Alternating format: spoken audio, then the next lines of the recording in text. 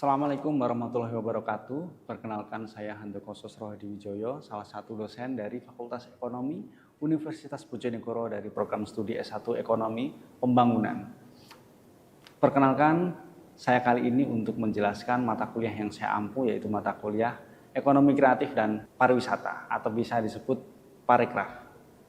Video ini dibuat dengan tujuan untuk memenuhi salah satu persyaratan sertifikasi dosen, yaitu penyataan diri dosen dalam unjuk kerja Tridharma Perguruan Tinggi atau PDD UK TPT, khususnya di aspek pengajaran. Dan saya akan memulai untuk menjelaskan deskripsi dan informasi umum dari mata kuliah Ekonomi Pariwisata dan Ekonomi Kreatif. Mata kuliah ini diwajibkan untuk semester 6 pada Prodi Ekonomi Pembangunan FE Unigoro. Mata kuliah ini mempunyai bobot 3 SKS selama 1 semester ke depan. Dengan tujuan mahasiswa akan mampu memahami, menjelaskan, mengidentifikasi perkembangan maupun pengembangan pariwisata dan ekonomi kreatif daerah. Deskripsi singkat mata kuliah pariwisata dan ekonomi kreatif ini merupakan mata kuliah yang mencakup pentingnya mempelajari konsep dasar pengembangan potensi pariwisata dan ekraf, serta unsur-unsur penting kreativitas dan inovasi dalam menciptakan peluang kerja. Sinerginya pariwisata dan ekraf, kolaborasi aktor kunci pembangunan parekraf, kemudian pengembangan kota kreatif, potensi dan problem pariwisata ekraf, ada juga strategi pengembangan pariwisata dan industri kreatif di era revolusi 4.0, marketing pariwisata dan ekraf, kemudian juga ada rencana aksi pembangunan pariwisata dan ekraf. Capaian pembelajaran lulusan atau CPL program studi ekonomi pembangunan yang dibebankan pada mata kuliah ini adalah bidang pengetahuan secara umum, konsep dasar pariwisata ekonomi kreatif, dan aspek perkembangan ekonomi kreatif nasional, serta konteks pandangan kreativitas dan keinovasian. Pilar-pilar parekraf yang berkelanjutan, pemikiran-pemikiran kreatif dalam pembangunan sebuah kabupaten maupun kota kreatif. Industri kreatif dan pariwisata serta menguasai konsep cara kerja antara ekonomi kreatif dan industri kreatif, serta menjelaskan peluang dan tantangannya, korelasi antara ekraf dan pariwisata, aktor penggerak ekonomi kreatif, penerapan ekonomi kreatif, fenomena disrupsi yang berangkat dari kreativitas dan konsep pembentukan ekosistem kabupaten kota, ekosistem kepariwisataan maupun ekonomi kreatif, serta yang terakhir adalah kolaborasi antar pelaku industri. Untuk capaian pembelajaran mata kuliah atau CMK pada akhir perkuliahan ini ada 3. Yang pertama, 1. Memahami konsep dasar parekraf. Yang kedua, mampu menganalisa potensi dan permasalahan parekraf. Yang ketiga, mampu mengaplikasikan dan mendokumentasikan konsep pengembangan parekraf.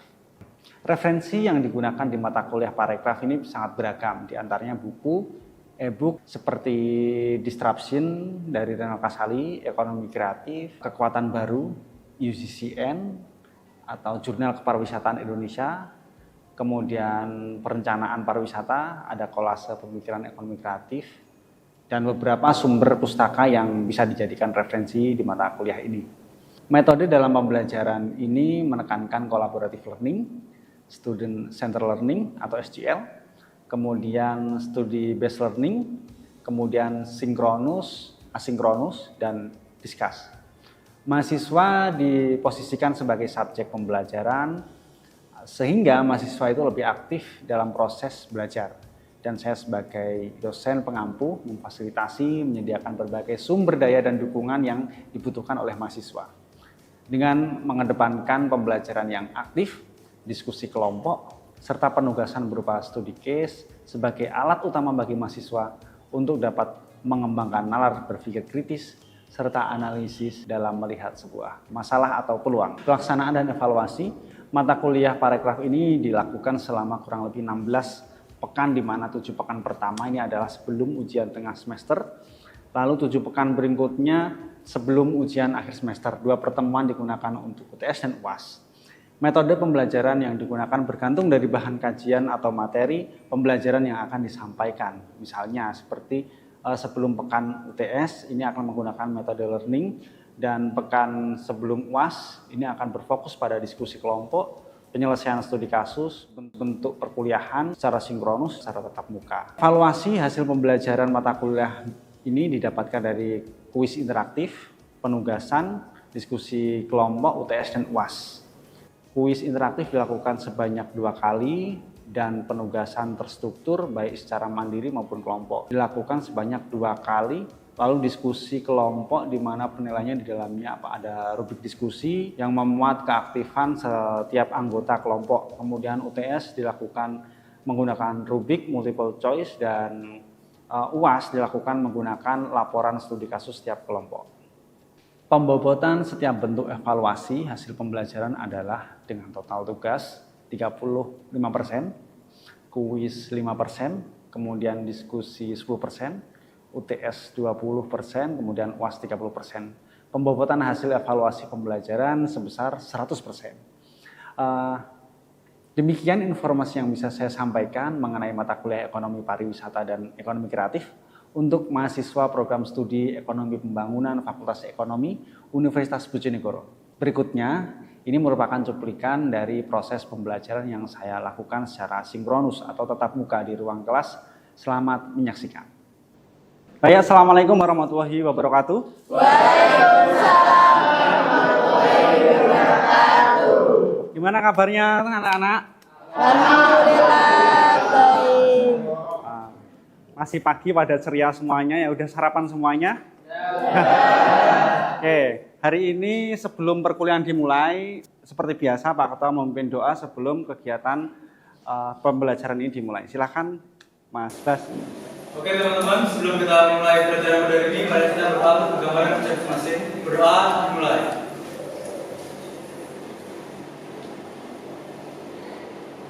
Doa selesai.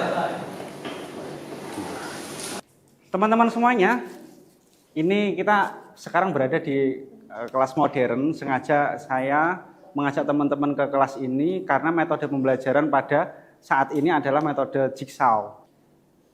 Bagi teman-teman semuanya yang kemarin sudah mengerjakan tugas, saya berterima kasih karena kemarin sudah observasi juga ekonomi kreatif yang ada di kabupaten atau daerah itu seperti apa. Pertemuan ke-10 ini kita ada materi dengan tema Cata Eka Daksa. Di mana ada sebuah formula nih untuk membangun ekonomi kreatif daerah. Nah, caranya bagaimana sih membangun ekonomi kreatif daerah? Nah, ini sudah ada resep-resepnya. Nah, resep-resepnya ini teman-teman bisa pelajari, bisa gali juga lewat beberapa referensi.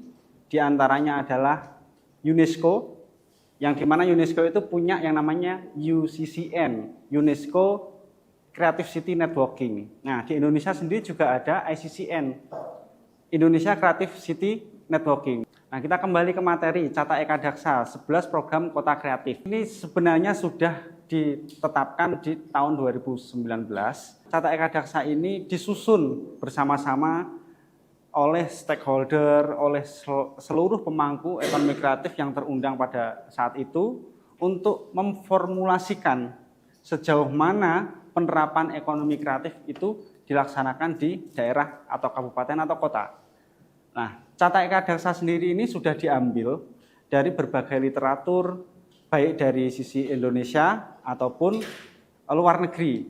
Nah, Cata Eka Daksa ini juga mengadopsi banyak kreativitas yang di luar negeri agar bisa diimplementasikan di Indonesia. Nah, bagi teman-teman semuanya, nanti kalau suatu saat teman-teman punya atau bergumul dengan ekonomi kreatif di daerah, atau suatu saat teman-teman menjadi decision maker atau pemangku kebijakan di sebuah daerah, ini loh caranya membangun ekonomi kreatif dengan mempertahankan kearifan lokalnya.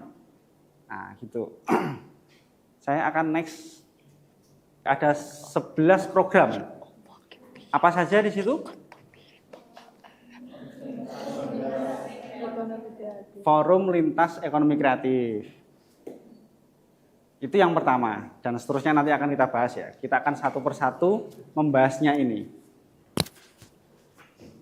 Cata Eka Daksa ini ada 11 program yang dimana yang pertama itu Forum Lintas Ekonomi Kreatif. Di situ di layar masing-masing teman-teman bisa lihat, di situ ada semacam circle ya. Dari 11 itu nanti bekerja samanya seperti apa. Kita akan bahas satu persatu mengenai poin-poin atau subtema dari catat kadang saya ini. Yang pertama forum lintas ekonomi kreatif. Apa itu? Secara fungsi ini sebagai forum lintas ekonomi kreatif. Jadi fungsinya adalah forum bagi lintas ekonomi kreatif, lintas subsektor ekonomi kreatif.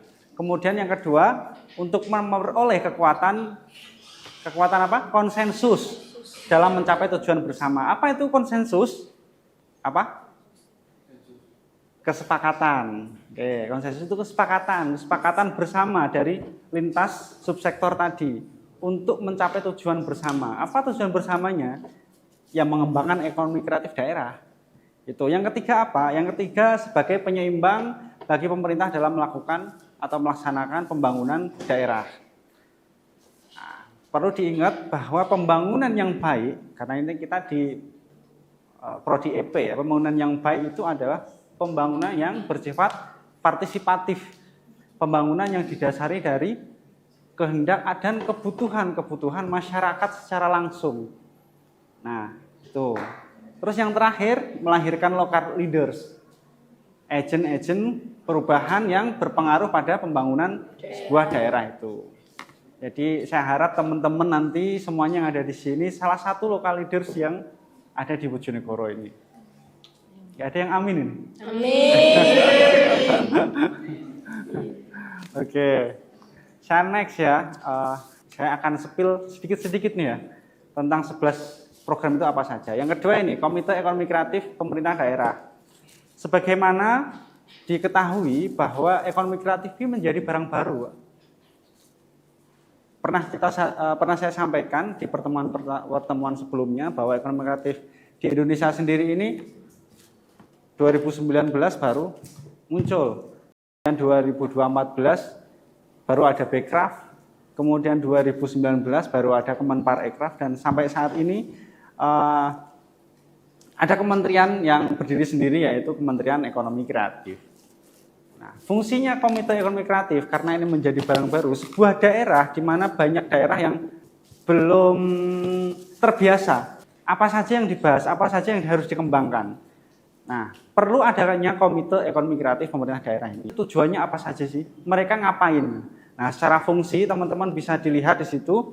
Yang pertama adalah menjadi moderator atau perantara antara pemerintah dan seluruh unsur masyarakat. Jadi tidak hanya sekedar pelaku ekraf saja, tapi lebih intensnya tugasnya mereka adalah mengumpulkan informasi, mengumpulkan kebutuhan bagi para pelaku ekraf tersebut. Kemudian yang kedua apa?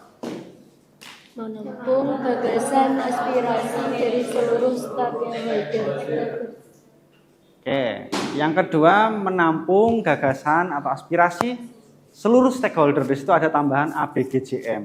Nah, teman-teman bisa ingat ABGJM itu dulu adalah A-nya akademisi, B-nya adalah bisnis, C-nya adalah apa? Community, dan G-nya adalah government, dan M-nya adalah media.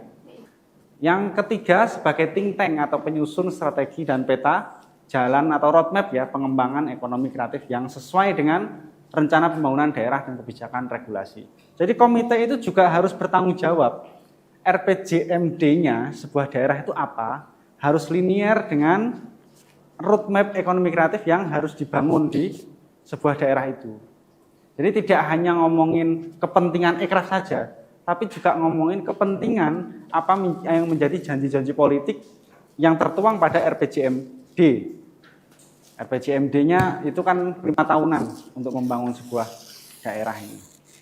Namun yang untuk tumbuhnya ekonomi kreatif itu secara sustain, syaratnya adalah adanya ekosistem. Tidak secara parsial berdiri sendiri, tapi secara bersama-sama. Makanya harus terbentuk ekosistem. Nah, fungsinya untuk mengidentifikasi potensi subsektor industri kreatif unggulan. Kemudian yang kedua, untuk menjadi rujukan bagi penyusun peta jalan atau roadmap itu sendiri dari pembangunan sebuah daerah. Yang ketiga apa? Sebagai alat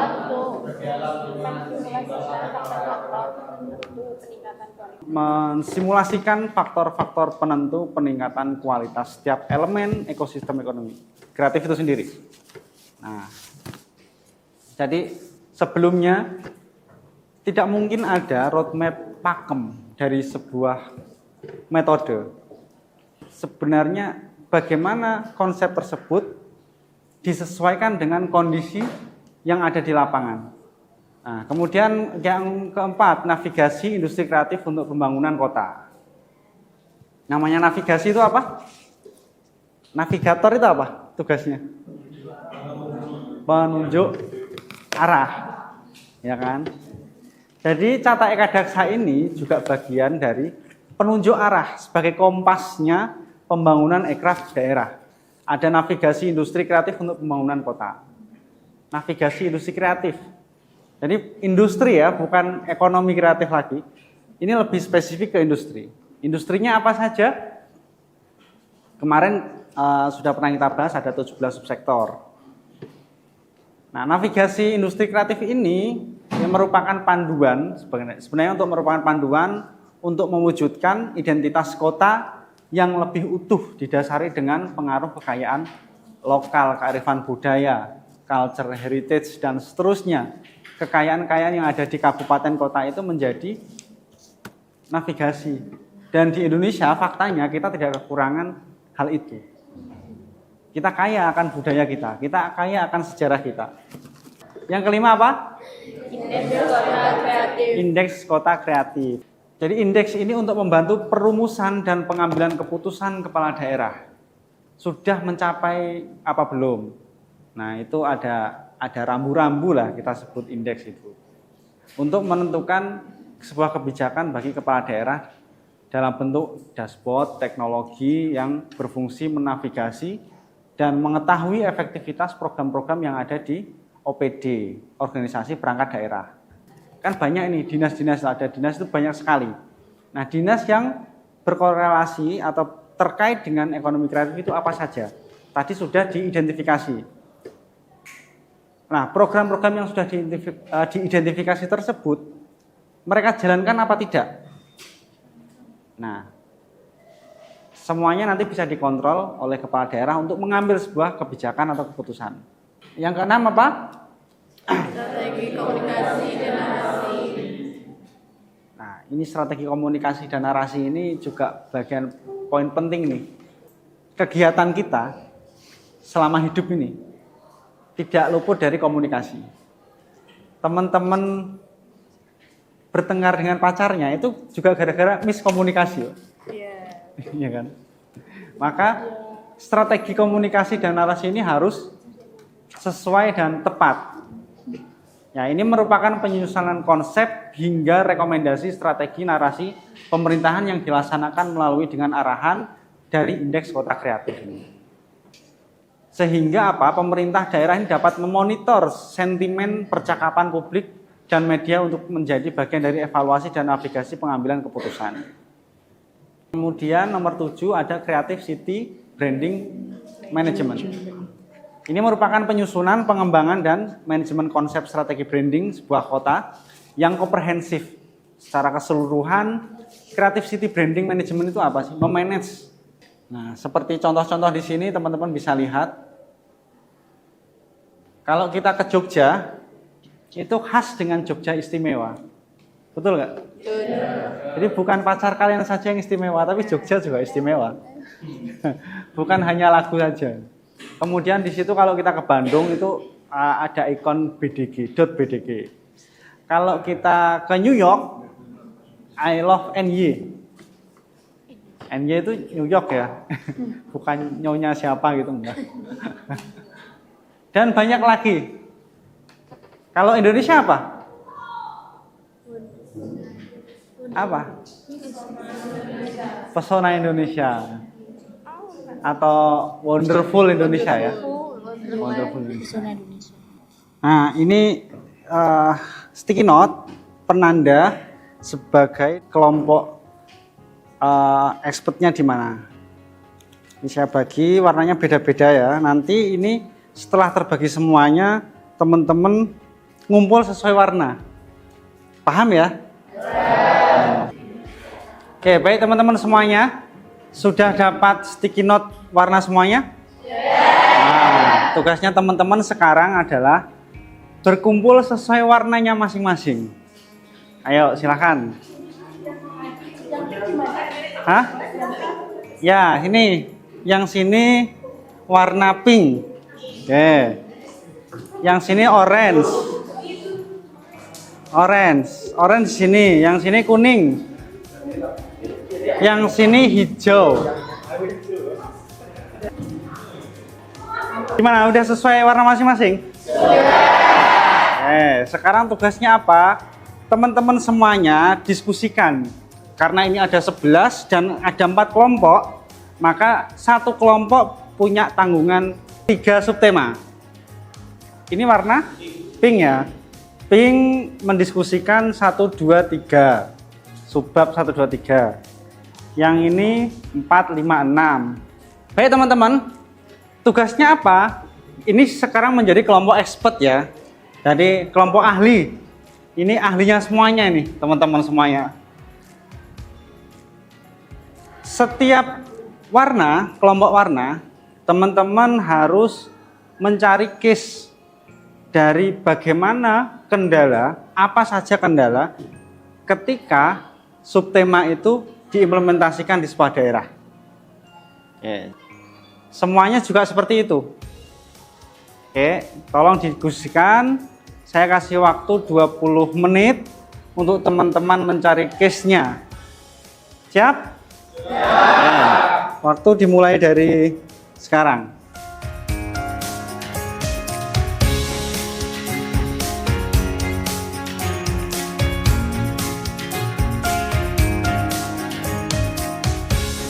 Semuanya waktunya 20 menit sudah habis.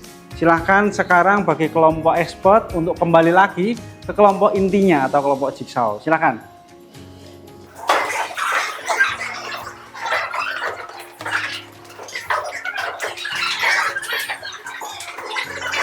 Baik teman-teman semuanya, karena sudah kembali lagi ke kelompok inti, maka teman-teman sekarang mentransformasikan dari seluruh hasil diskusi di kelompok expert. Sekarang ditransfer ke teman-temannya. Di kelompok inti ini diskusikan dengan durasi waktu 10 menit untuk teman-teman saling tukar informasi apa yang didapatkan dari kelompok expert tadi.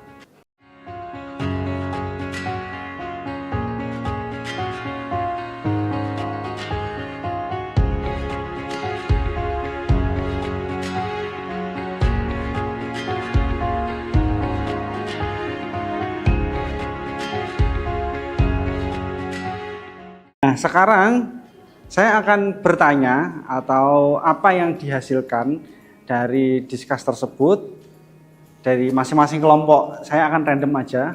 Nanti kendala yang didapatkan apa ketika itu diimplementasikan di sebuah daerah. Bisa dimulai dari kelompok sini dulu? Bisa? Ya. Mbak Isna, silakan. Apa?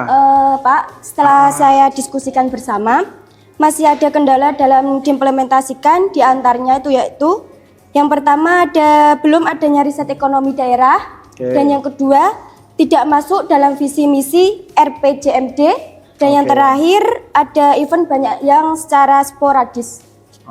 Tidak masuk dalam visi misi atau RPJMD, kemudian eventnya yang secara sporadis ya, tidak terstruktur, tidak terkonsep gitu. Baik, terima kasih. Selanjutnya bisa dari kelompok sini nih, kelompok terakhir, kelompok 4 ya. Silakan, apa yang didapatkan dari hasilnya? Baik Pak, di sini dari hasil diskusi kami, saya menemukan beberapa kendala mengenai cetak Ekadaksa sendiri itu. Yang pertama belum adanya ruang publik yang menghubungkan para pelaku ekraf. Yang kedua itu belum adanya roadmap di daerah untuk ekraf sendiri. Yang ketiga, jarang sekali ada event ekonomi kreatif. Itu aja? Iya, Pak. Oke, terima kasih. Tepuk tangan buat teman-teman semuanya.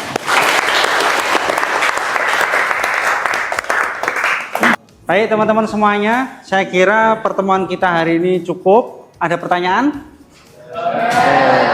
Semua udah paham ya tadi hasil diskusinya. Tidak terasa udah 2 jam sesuai dengan SKS di pertemuan mata kuliah ini, yaitu 2 jam. Untuk itu sampai jumpa di pertemuan selanjutnya. Sekian dari saya. Assalamualaikum warahmatullahi wabarakatuh.